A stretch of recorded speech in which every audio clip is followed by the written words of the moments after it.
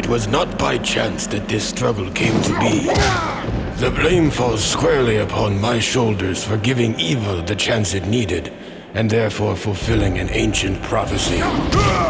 Raiden's Earthrealm champions had failed to stop the Deadly Alliance from fully resurrecting the mummified army of the Dragon King. In the end, only Raiden himself stood between Earthrealm and total destruction.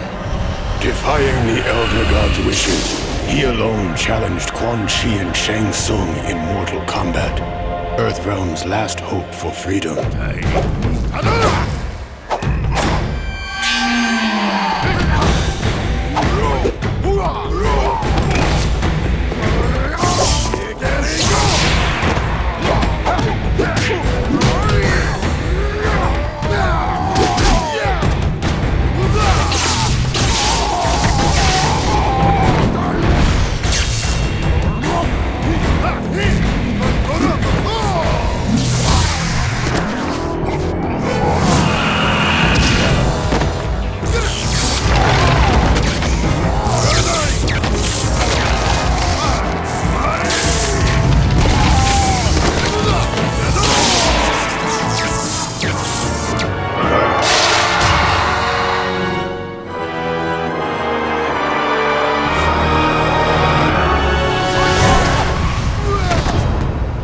Raiden fought well against the two sorcerers, and it seemed as though victory was at hand.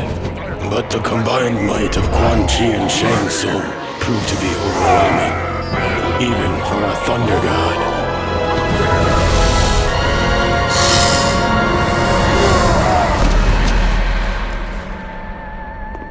Raiden was defeated.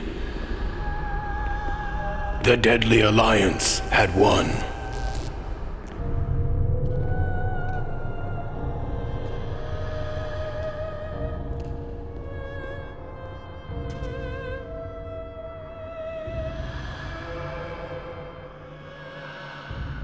Their victory was short-lived. As suspicion and lust for power overcame both Quan Chi and Shang Tsung, the former allies turned on each other. The Deadly Alliance was no more.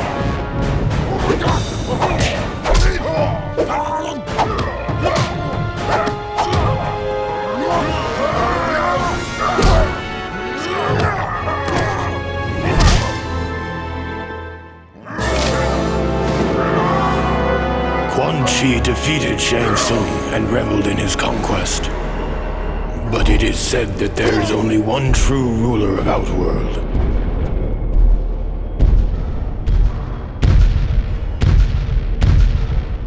And that ruler had returned.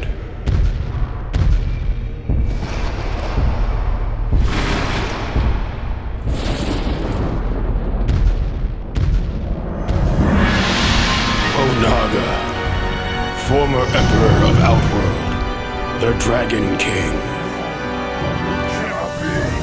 The prophecy had been fulfilled. The Dragon King had indeed returned to Outworld to reclaim his army and impose his dominance. Death awaited all who stood in his way.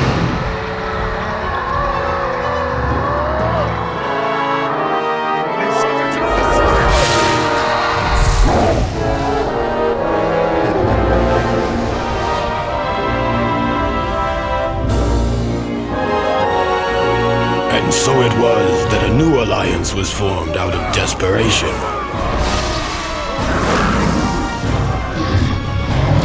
Sworn enemies joined forces to combat a greater threat. Raiden began to realize that even their combined might was not enough to defeat the Dragon King.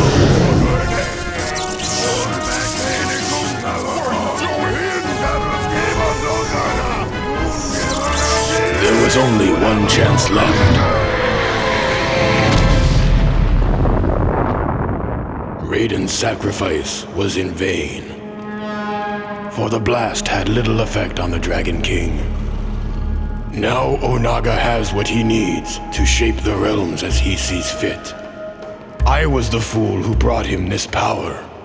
Only I can destroy this threat, born of deception.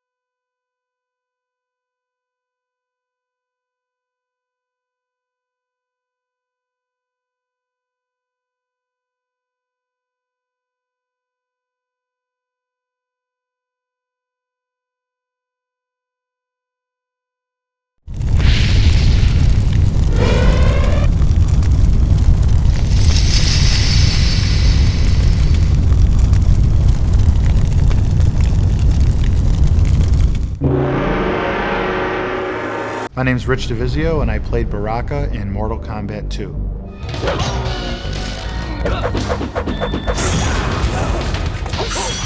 We were trying to come up with characters, you know, and we were going to costume stores and looking around and found a mask of this monster. There was this very tight mask that I had to wear. You know, painted it up, you know, kind of made it all butchered up his face. And I just remember tons and tons of water just coming down my neck. And we took like, you know, fake nails and put them on for his teeth and spray painted them silver. This mask was skin tight.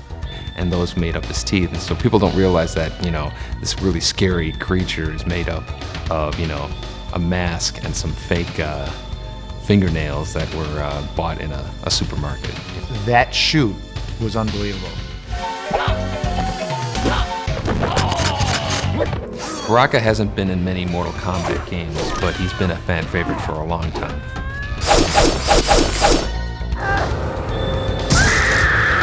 Baraka wins.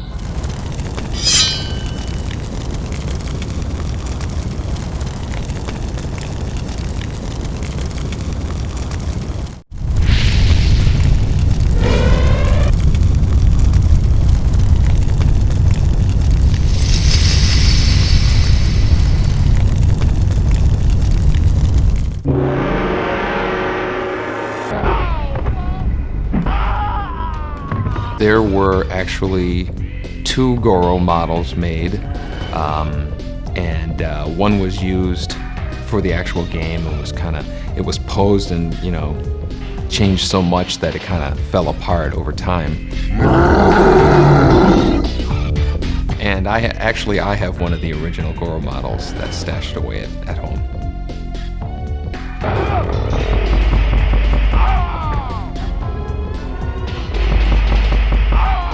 Flawless victory.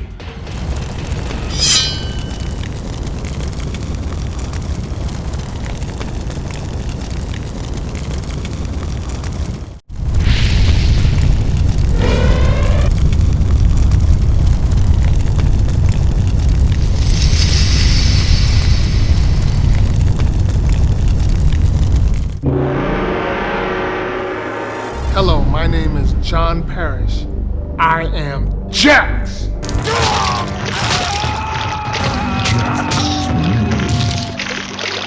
Fatality. Being the big guy, I was using raw strength and mental attitude. Be energetic, to be powerful, to actually portray myself as a hero, as I would look at it. John Parrish was great to work with. He was really one of the easiest guys to work with in terms of being able to do all the moves and all of the special attacks. I am the real Jax. We worked with him throughout Mortal Kombat 2 and Mortal Kombat 3, and he did a lot of promotional stuff with us. It was really great. When he first put the makeup on my arms, it took him 6 hours to do total.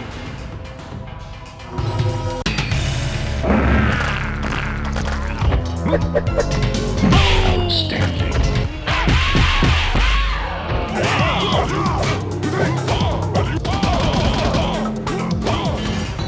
Actually, it feels great to be part of the Mortal Kombat legacy.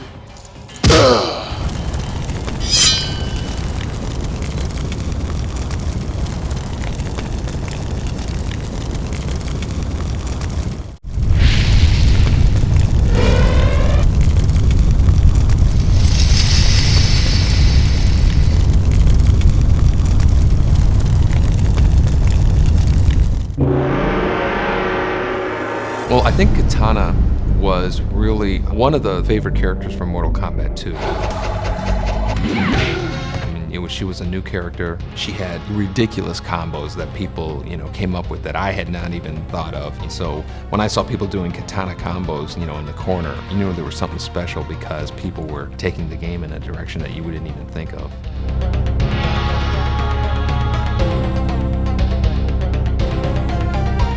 Well, Kitana was similar to Mileena in that had a limited amount of memory than the Mortal Kombat 2 machine, and we wanted to get 12 characters out. So Kitana and Mileena are really kind of the female version of Scorpion and Sub-Zero. Kitana wins. Flawless victory.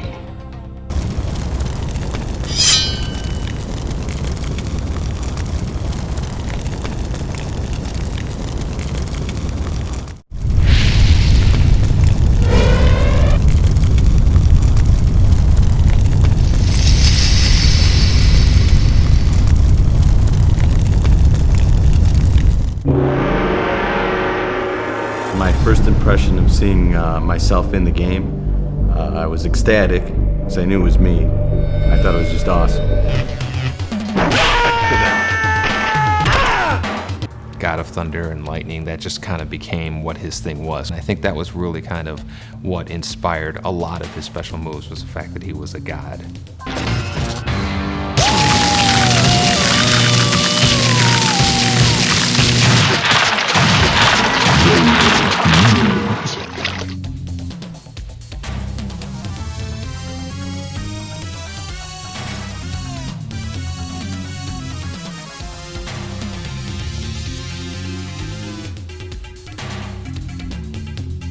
In real life, I am a martial arts expert. I've been doing various arts for probably 22 plus years.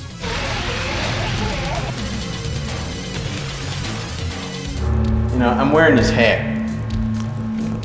Got that on. Got that action working. Yeah, the hat is gone. It was destroyed with one of the falls that Carlos took, and I don't think we've seen it ever since. Do I have the hat? No, I wish I did. That's probably the one thing I wish I had.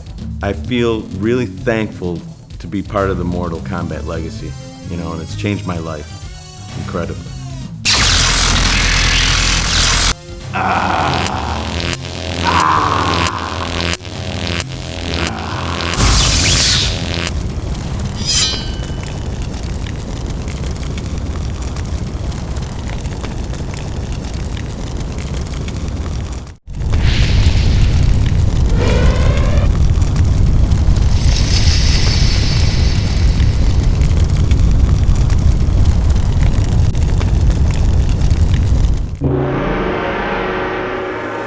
Yeah, Scorpion's always been my favorite character, and he still is to this day.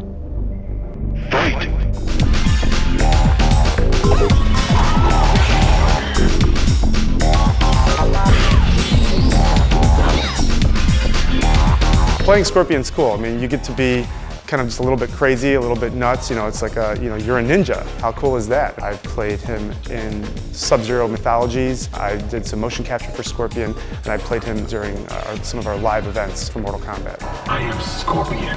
You killed me in cold blood. As a player, if I get a chance, I'll always pick Scorpion. His whole play style, it just kind of suits my style of gameplay. I'm proud to have been part of the Scorpion legacy throughout the years. The spear move has always been one of my favorite moves in all the Mortal Kombat games, and I don't think we've ever been able to top it. Get over here!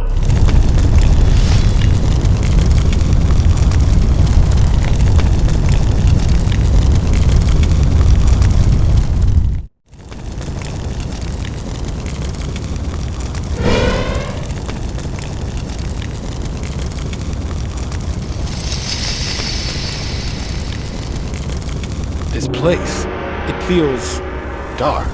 As dark as every heart that inhabits it. Shujinko is kind of our next generation Liu Kang. Through the conquest mode, you learn about Shujinko's past.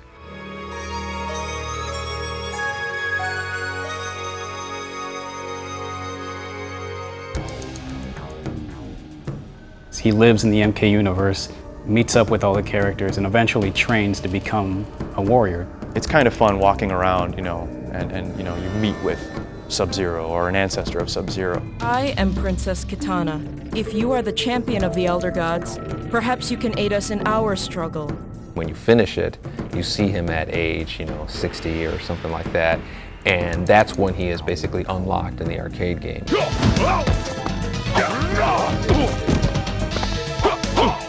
Shujinko wins. Everything from, 20-year-old Shujinko up to old man Shujinko is voiced by Max Crawford. Younger Shujinko is Just a little variation of my actual voice. Good to see you again, Damashi. It was fun doing the old man. Oh, Master Boraicho, crack the dojo window.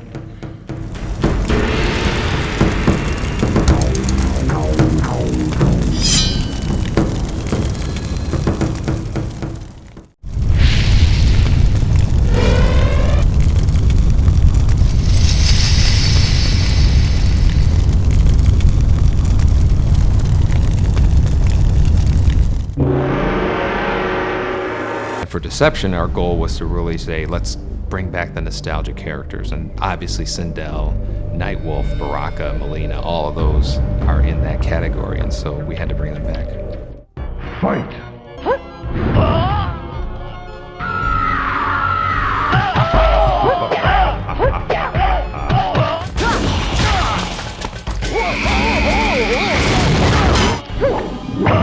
The wig that we had in Mortal Kombat 3 for Sindel didn't have that much hair. We did a lot of After Effects touch-ups.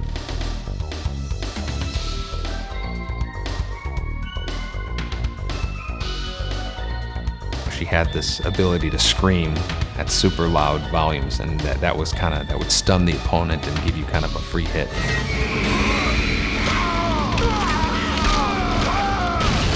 Sindel wins.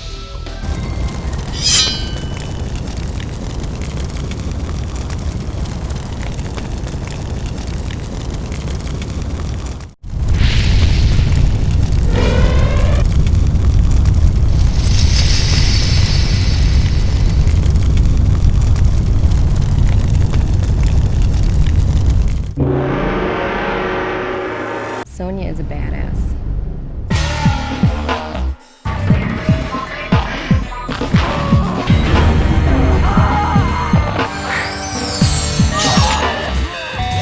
Carrie was easily one of the best people we've worked with in terms of actors playing the characters. Yes, I still have the Sonya costume. Every once in a while, I'll bring it out. I'll absolutely see Sonya again in future Mortal Kombat games. I would love to play Sonya again.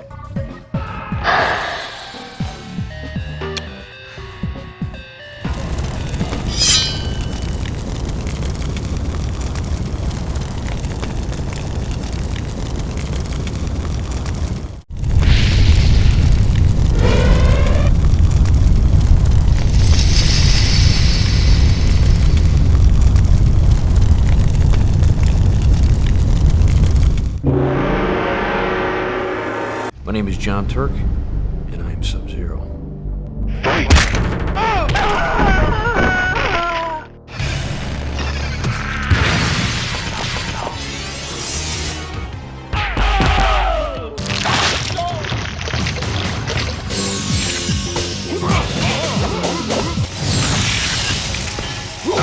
You know, the freeze move in the first Mortal Kombat really came about because I was always a big fan of kind of setting up the player for a free hit. We walk over to the game and, they're playing Mortal Kombat 3 and, the kid's playing Sub-Zero and I'm standing right behind him and he doesn't even realize that the guy he's playing is right behind him. Let's get something straight. I am not a ninja. I am Lin Kuei. Scorpion was a ninja.